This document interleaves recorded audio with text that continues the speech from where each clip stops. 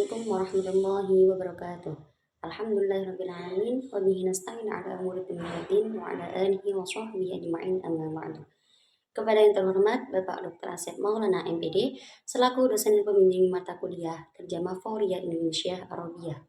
Baik, perkenalkan, nama saya adalah Sadatul Sifah NIM 2121010201010 dari Prodi Pendidikan Bahasa Arab kelas B3 semester 6 di Universitas Islam Kiai Haji Ahmad Syuting Jember. Baik, pada kesempatan kali ini saya akan memaparkan video hasil terjemah saya dengan judul Kaifa atakhassasu fi majal arabiyyah li ghairi natiqina biha. Bagaimana saya berspesialisasi dalam bidang bahasa Arab untuk non-penutur asli? السلام عليكم ورحمة الله وبركاته. ومع سؤال يقول: كيف أتخصص في مجال تعليم العربية لغير الناطقين بها؟ أو ما هو الطريق الذي أسلكه لكي أكون متخصصا في تعليم العربية كلغة ثانية؟ في الواقع التخصص في هذا المجال نوعان. هناك تخصص أكاديمي نظامي ينتظم فيه الدارس في السلك التعليمي ويتطلب تفريغ وقت لديه. والنوع الثاني تخصص حر مفتوح. بالنسبة للنوع الأول وهو التخصص الأكاديمي، هناك تخصص أكاديمي عام وهناك تخصص أكاديمي دقيق. بالنسبة لهذا التخصص مثلا دارس اللغة العربية ودارس كلية التربية يستطيع بعد أن ينتهي من دراسته الجامعية في أن يلتحق بالدراسات العليا وأن تكون أطروحته التي يقوم بإعدادها تتناول مشكلة من مشكلات التعليم العربية لغير الناطقين بها أو استراتيجية من استراتيجيات كيفية تدريس مهارات اللغة العربية. Cara apa yang saya ambil untuk menjadi spesialis dalam pengajaran bahasa Arab sebagai bahasa kedua? Pada kenyataannya, saya mengkhususkan diri pada bidang ini dalam dua jenis. Ada spesialisasi untuk akademik reguler, di mana pelajaran pendidikan itu diselenggarakan dan membutuhkan kebebasan. Tipe kedua adalah jurusan liberal atau terbuka. Adapun jenis yang pertama yaitu peminatan akademik, ada akademik umum dan ada akademik khusus. Berkenaan dengan peminatan ini, misalnya, seorang mahasiswa bahasa Arab dan mahasiswa sekolah tinggi pendidikan. Setelah mereka menyelesaikan masa studinya di universitas, ia bermaksud untuk mendaftar di studi pascasarjana. Dan tesis yang ia siapkan berkaitan dengan salah satu masalah pengajaran bahasa Arab kepada non-penutur asli atau salah satu strategi bagaimana mengajarkan keterampilan bahasa Arab. لكنه عام لأنه عندما يدرس تدريس مهارات اللغة العربية يدرسها بشكل عام. تدريس مهارات اللغة العربية للعرب وتدريس اللغة العربية لغير العرب لا يكون هناك جزء خاص بكيفية تدريس العربية كلغة ثانية، لكن المواد التي يدرسها تكون عامة تشمل النوعين ولا تركز على العربية كلغة ثانية ولا تهتم مثلا بالمواد الأساسية الثابتة أو التي يحتاجها المعلم لغير الناطقين بها، لكنها أيضا تشمل جانبا من جوانب تعليم العربية لغير الناطقين بها. وأنبه على أن أعلام المجال أصلا في تعليم العربية لغير الناطقين بها تخرجوا من كلية التربية قسم المناهج وطرق التدريس كالدكتور رشد طعيمة والدكتور محمود كامل الناقة والدكتور فتحي يونس وغيرهم الكثير. Namun bersifat umum, karena ketika mempelajari keterampilan bahasa Arab, ia mempelajarinya secara umum. Ia mengajarkan keterampilan bahasa Arab kepada orang Arab dan mengajarkan keterampilan bahasa Arab kepada orang non-Arab. Tidak ada bagian khusus tentang cara mengajarkan bahasa Arab sebagai bahasa kedua.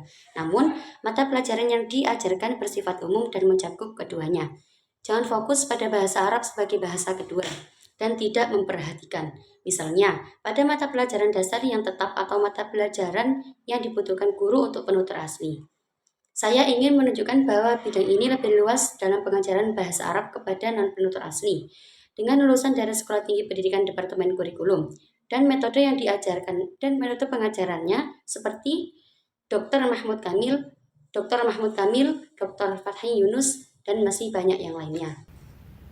والنوع الثاني هو تخصص دقيق وهو يكون في المعاهد التي تتخصص في إعداد معلم لغة عربية للناطقين بلغات أخرى. ولا شك أن هذا عام في المواد ومجالاته أوسع، أما هذا فدقيق بالنسبة للتخصص. نجد أماكن التخصص التي تهتم بإعداد معلم لغة عربية لغير الناطقين بها. هذه نماذج ولا أقصد منها الحصر. فنجد معهد الدراسات التربوية الذي يتربع على قائمة المعاهد في مصر في إعداد معلم اللغة العربية للناطقين بلغات أخرى. هناك عنده الدراسة دبلوم عام أو وبعده دبلوم خاص، ثم تمهيدي ماجستير، ثم رسالة الماجستير. Jenis kedua adalah peminatan khusus yang terjadi pada lembaga yang mengkhususkan diri dalam mempersiapkan guru bahasa Arab untuk penutur bahasa lain. Tidak ada keraguan bahwa hal ini bersifat umum dan cakupannya bersifat umum. Hal ini berlaku dalam kaitannya dengan spesialisasi. Kami menemukan tempat-tempat khusus yang tertarik untuk mempersiapkan guru bahasa Arab untuk non-penutur asli. Ini adalah contohnya. Dan saya tidak bermaksud menyebutkan satu persatu. Kemudian, kami menemukan institut studi pendidikan yang menduduki peringkat teratas dalam daftar institut di Mesir dalam mempersiapkan guru bahasa Arab untuk penutur bahasa lain. Di sana ia belajar diploma umum, atau setelah itu diploma khusus di bidang pendidikan, gelar magister, kemudian tesis magister. هناك أيضا مركز تميز، وهو قد بدأ هذا المركز بقوة والدراسة فيه سنة، ثم يحاولون الآن في إعداد بعد ذلك دراسات عليا، دراسة الماجستير. هناك معهد الخرطوم الدولي بالسودان، وهو من أقدم المعاهد أو يعد من أوائل المعاهد التي أسست لإعداد معلم لغة عربية لغير الناطقين بها.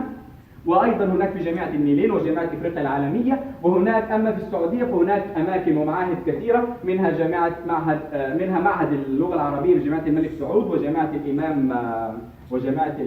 الإمام وغيرهما. أيضا في مصر هناك الجامعة الأمريكية، هناك أكثر من مكان، لكن هذه نماذج فقط. كذلك أيضا في تركيا هناك بعض الجامعات التي تدرس هذا التخصص، جامعة اسطنبول أيضا وهي جامعة خاصة، وهناك جامعة ظهرت حديثا بالتعاون مع الجامعة العالمية الماليزية، جامعة التجديد العالمية، وهناك أيضا جامعة بوغازي في أنقرة والجامعة العثمانية وغير هذه الجامعات الخاصة التي تدرس هذا التخصص.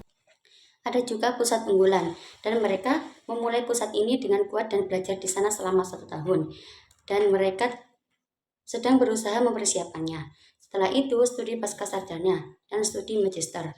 Terdapat diploma internasional di Sudan, dan salah satu institut perintis atau salah satu institut pertama yang didirikan untuk mempersiapkan guru bahasa Arab bagi non-penutur asli. Ada juga di dunia, tapi di Arab Saudi ada banyak tempat dan institut di sana, termasuk Institut Bahasa Arab King Saud University dan lain-lainnya. Di Mesir juga ada universitas, di Universitas Amerika ada banyak tempat lainnya. Begitu pula di Turki, ada universitas swasta yang baru-baru ini muncul bekerja sama dengan Universitas Internasional Malaysia, Universitas Pembaruan Internasional University of Renewal, juga terdapat Bogazi University di Ankara, Ottoman University, dan lain-lain. Dan di kota-kota yang lainnya, atau perguruan tinggi swasta lain yang mengerjakan peminatan ini. ما المواد التي سيدرسها الدارس الذي يريد التخصص في هذه المعاهد وهذه المراكز؟ نأخذ نموذجا لمعهد اللغة العربية بجامعة الملك سعود. بالنسبة لبرنامج الدبلومة نجد أن هناك المواد المقررة، وهي مقررة بعدد من الساعات. نجد أنه سيدرس علم اللغة الحديث والنظام الصوتي والاتجاهات الحديثة في تعلم اللغة والتقابل اللغوي وتحليل الأخطاء والاختبارات والقياس والتقويم والمشكلات التي تقابل طلاب اللغة العربية من اللغات الثانية. Mata pelajaran apa yang akan dipelajari oleh siswa yang ingin mengambil spesialis di institut dan pusat ini? Kita ambil contoh Institut Bahasa Arab di Universitas King Saud. Untuk program diploma, kita menemukan ada mata pelajaran yang ditentukan. Hal ini menentukan jumlah dan jenis apakah yang akan dipelajari, apakah dalam bahasa modern, sistem bunyi, tren modern dalam pembelajaran bahasa, budaya linguistik, analisis kesalahan, ujian, pengukuran, evaluasi, dan permasalahan yang dihadapi oleh seseorang sebagai bahasa kedua.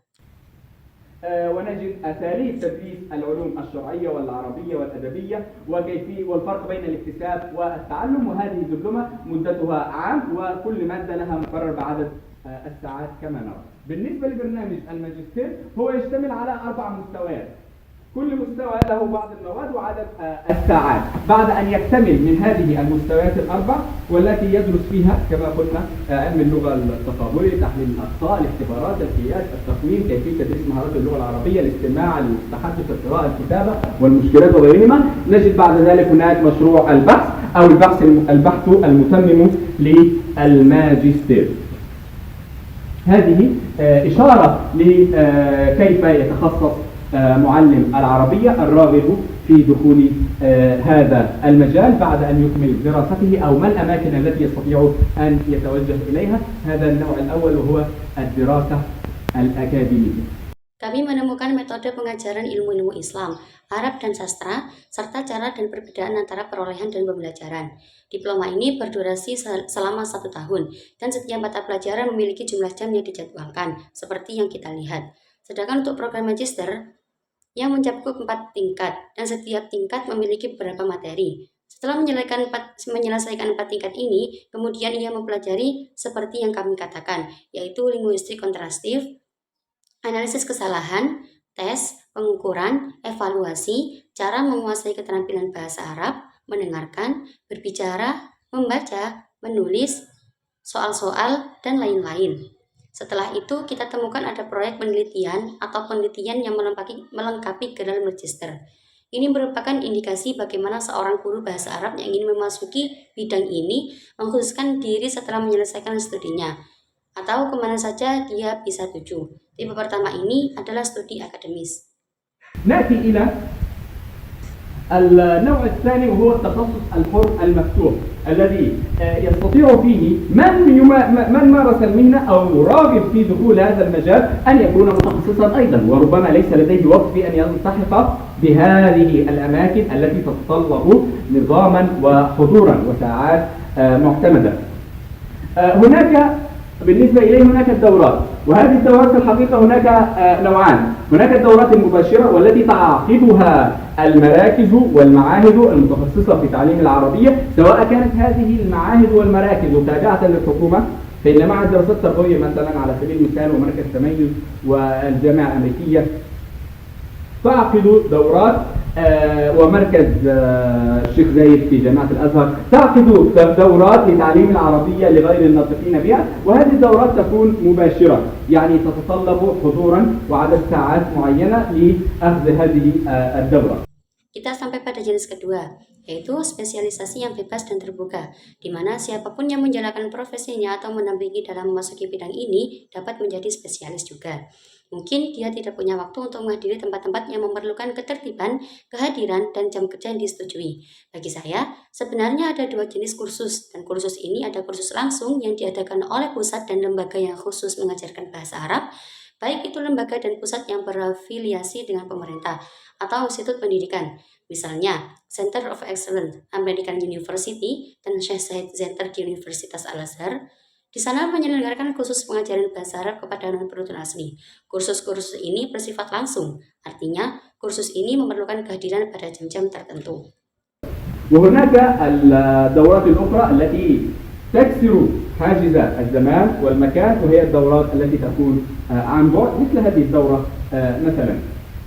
إضافة إلى ذلك ممارسة الراغب في المجال، الممارسة العملية لهذا المجال والاطلاع عليه من تقييد الخبرات والأمور التي مر بها، والقراءة في الكتب الأصول المؤسسة لهذا المجال من كيفية تدريس مهارات اللغة، الفرق بين الاكتساب والتعلم، كيف نعلم الأصوات وغيرها، متابعة أخبار هذا التخصص من المؤتمرات وورشات العمل ومشافهة المختصين وسؤال الخبراء وغير ذلك. كل هذا تكسبه خبرة بحيث يستطيع أن يجمع بين الأسس العلمية النظرية والأمر العملي التطبيقي، وبذلك يكون متخصصا في هذا المجال على وعي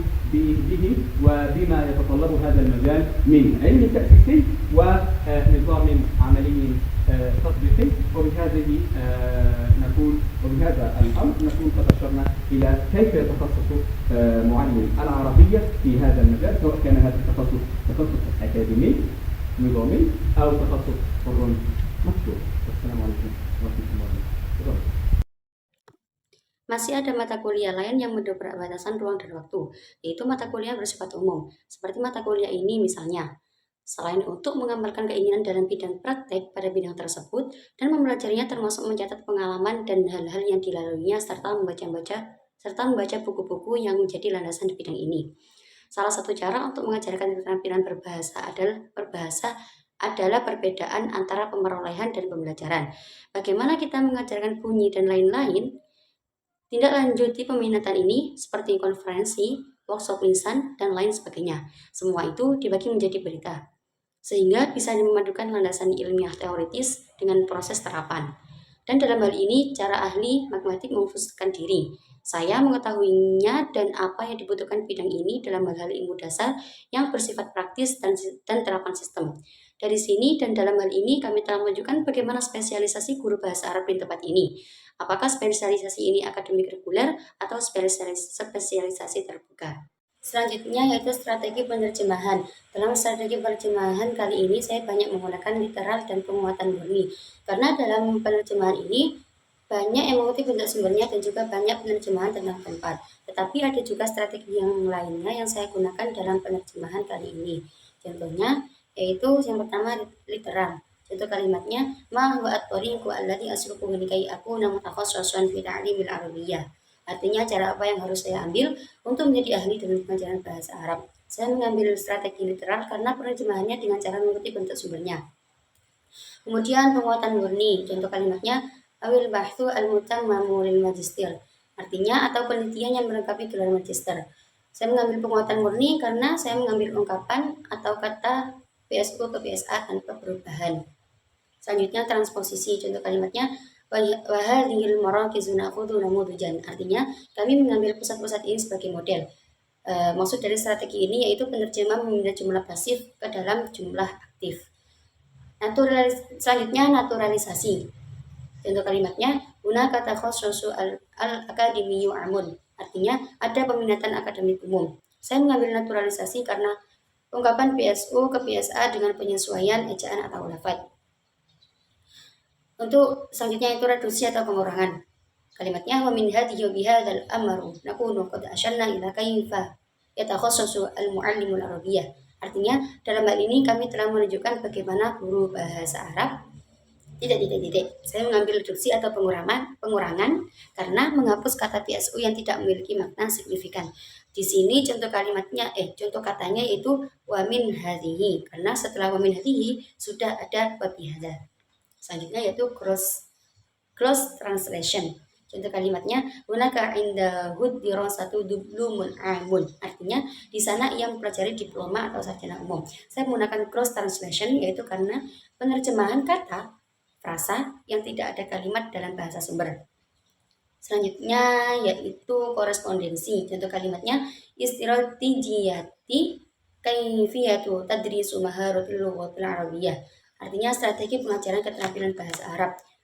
Penggunaan strategi korespondensi ini yaitu karena penerjemahan yang menyesuaikan bahasa asli dengan bahasa sumber. Mungkin hadza minni wal afwa minkum. Wassalamualaikum warahmatullahi wabarakatuh.